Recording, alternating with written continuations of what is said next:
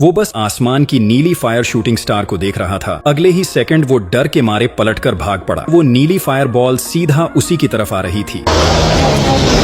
जब तक उसके पास भागने की जगह थी नहीं, तभी एक जोरदार धमाके की आवाज हुई और वो दर्द से चीख उठा। एक क्रिस्टल जैसा नीला टुकड़ा उसके सीने में धंस गया। सामने का नजारा देखकर वो कांपने लगा। बस डर के मारे सिर हिलाता रह गया और देखा कि वो नीला क्रिस्टल धीरे धीरे उसके शरीर में समा गया। आखिरकार दर्द सह न सका और गिर पड़ा। 2.5 साल बाद उसे हॉस्पिटल लाया गया। डॉक्टरों की मेहनत से वो बच तो गया, पर ब्लू क्रिस्टल की गर्मी से उसका चेहरा जल गया था। लेकिन जब नर्स ने पट्टी खोली तो सबके होश उड़ गए। वो मरा नहीं था, बल्कि सुपर पावर पा चुका था। जैसे ही नर्स के हाथ में रखी बंचाओ गांगमू किताब उस पर छुई, वो तुरंत मेडिकल साइंस का एक्सपर्ट बन गया। डॉक्टर जब अपने ज्ञान का बखान कर रहा था, तब उसने उसकी सारी गलतियां गिना दी और सही जवाब भी बता दिया। रात में वो अचानक जागा और देखा कि वो दीवार के पार दूसरे वार्ड को देख सकता है। पीछे पलटा तो ऑफिस में बैठे डॉक्टर को भी साफ देख लिया। अब उसे यकीन हो गया कि वो सुपर पावर वाला बन चुका है। सुबह घर आया तो उसने पाया कि वो अपने पालतू कुत्ते की बातें भी समझ सकता है। तभी उसका दोस्त मिलने आया और उसने अपनी पावर का दिखावा किया।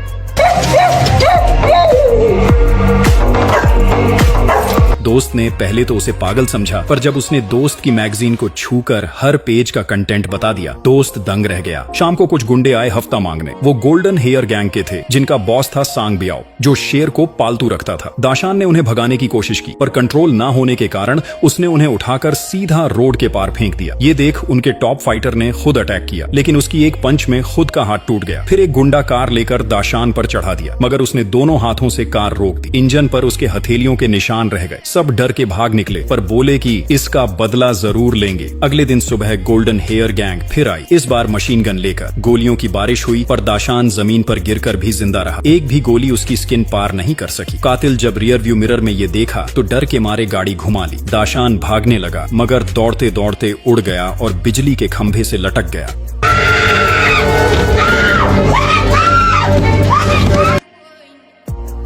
नीचे गिरते ही पूरी सड़क में बड़ी दरार पड़ गई। रात को वो जमीन से 18 सेंटीमीटर ऊपर उड़ते हुए घूम रहा था। तभी पुलिस और गुंडों के बीच मुठभेड़ चल रही थी और वो धीरे धीरे आसमान से नीचे उतर आया। दोनों को शांति बनाने का प्रस्ताव दिया, लेकिन किसी ने नहीं सुना। गोलियां चली, पर वो तो जैसे गोलियों से इम्यून था, झपकी लेने लगा। आखिर में जब सबके पास गोलियां खत्म हुई और अनिच्छा से हथियार डाल दिए। लेकिन उसी रात गोल्डन हेयर गैंग ने दाशान के रहने वाले इलाके पर हमला कर दिया। दाशान ने सुपर स्पीड से सारी गोलियां पकड़ ली, लेकिन इस बार उसका हाथ घायल हो गया। इतना लंबे समय तक पावर इस्तेमाल करने के बाद उसकी सुपर पावर धीरे धीरे कमजोर होने लगी। लेकिन गोल्डन हेयर गैंग का खतरा अभी भी खत्म नहीं हुआ था, और ये देखकर दाशान पर पहले कभी ना अनुभव किया गया दबाव आ गया। वह बस अपने मोहल्ले की रक्षा करना चाहता था, लेकिन वो गुंडे उसे छोड़ने का नाम ही नहीं ले रहे थे। छोटा लड़का ये देखकर तुरंत ये मामला सांग बियाओ को रिपोर्ट कर दिया। अगले दिन सांग बियाओ अपने सारे हिटमैन के साथ आ गया। अपने इलाके के लोगों की सुरक्षा के लिए सुपर पावर खो चुका दाशान अकेले ही लड़ने का फैसला करता है, पर नतीजा ये हुआ कि उसे जल्दी ही बहुत बुरी तरह से हराया गया। ठीक उसी समय जब दाशान को मारने वाला था, अचानक सबकी बंदूकें उड़ गईं। वो बूढ़ा जिसने पहले फायर मेटियोर का टुकड़ा उठाया था, उसे भी सुपर पावर मिल गई थी। मोहल्ले वाले भी लड़ाई में उतर गए, लेकिन लड़ाई में वो टुकड़ा फिर गिर पड़ा और दाशान व सांग बियाओ दोनों ने उसे पकड़ने की कोशिश की। टुकड़ा लाल गर्म होकर फटा। दोनों को पावर मिल गई। अब सांग बियाओ की फाइटिंग स्किल ज्यादा थी। उसने दाशान को पटक पटक के रख दिया। दाशान ने झट से एक किताब उठाई ताकि कुछ सीख सके, पर वो निकली मॉडल ट्रेनिंग मैनुअल। उसने वो किताब सांग बियाओ की तरफ फेंक दी। अगले ही पल दोनों मॉडल्स की तरह रैंप वॉक करने लगे। जब होश आया तो सांग बियाओ ने गुस्से में उसे मोहल्ले से बाहर फेंक दिया, लेकिन 2 सेकंड में ही दाशान वापस आया, एक गोता मारते हुए सांग बियाओ को गिराया और सुपर स्पीड से सारे गुंडों को बांध दिया। फिर सांग बियाओ की सारी पावर खींच ली। अब वो बन गया था असली इनविंसिबल मैन। आज की कहानी यहीं तक। अगली बार मिलते हैं एक नई सुपर पावर कहानी के साथ।